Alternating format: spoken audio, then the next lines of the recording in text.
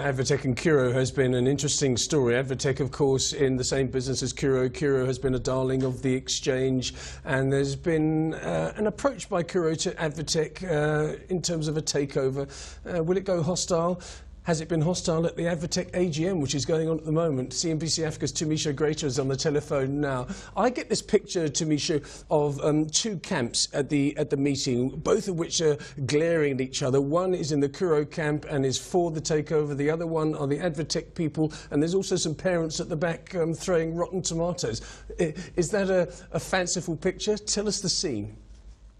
Well, let me tell you, Lindsay, if there are two camps, I can tell you that at the AGM, the camp that is in opposition of the takeover is very, very big.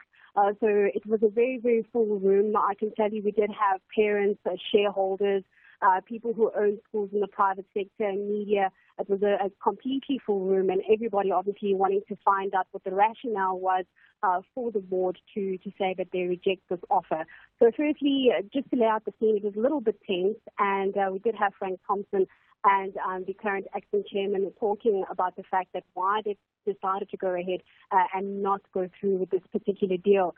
But the questions that came out after the floor was open for the different stakeholders to basically voice their views.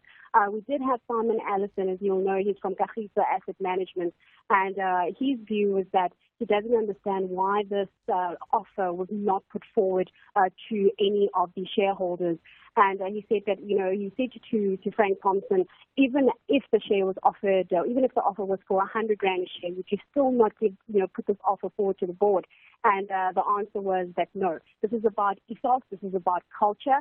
There's a financial position that they also need to consider with a company that is valued at almost a 200 price-to-earnings ratio, and also the fact that it doesn't make sense. They feel as though they wouldn't be able to fully go ahead with their growth strategy, not just in South Africa but the rest of Africa as well.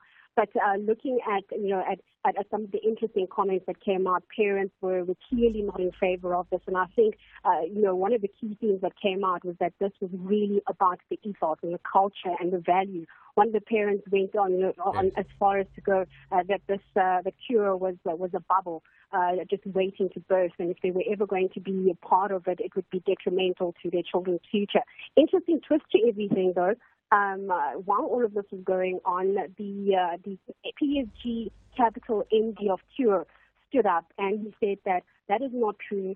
Curro does not stand for racial segregation, and parents stood up and said that is not the truth. What do you have to respond to that? So I can tell you it was a very, very interesting AGM, probably the best I've ever been to in terms of what came out of it and just how highly fueled and emotive it was. I can tell you that the voting process for the normal proceedings took a lot longer than what we usually would see, because there were so many shareholders that came forth, and they said that should this deal go through, should Curro come again and try and make an offer, and should this happen, a lot of the parents said they would pull their schools out, the kids out of their schools.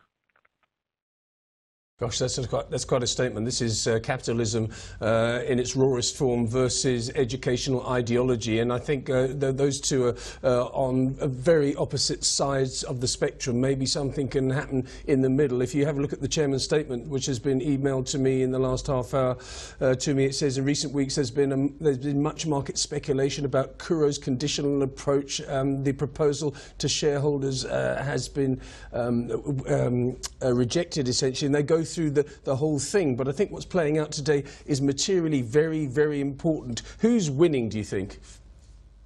From what I can sense, and from what you can hear, you really do get a sense the shareholders are in support of what the board had said. I think there was some speculation that today we would see some sort of shareholder revolt that they would request for this offer to be put forward to them. But, Advtech has said categorically that they did not receive a firm offer. Firstly, a firm offer needs to be put on the table.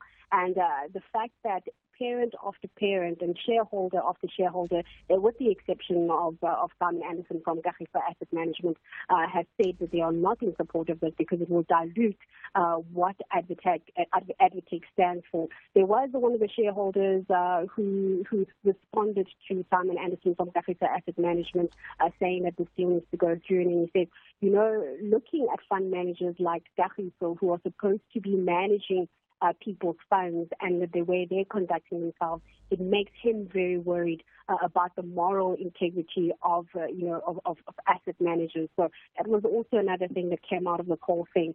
So really, if I'm looking at this particular proposal, from what I drew today, it goes down to values, and Advtech surely says that Curro is not in line with what they're trying to do. Tumi, thanks so much for your analysis.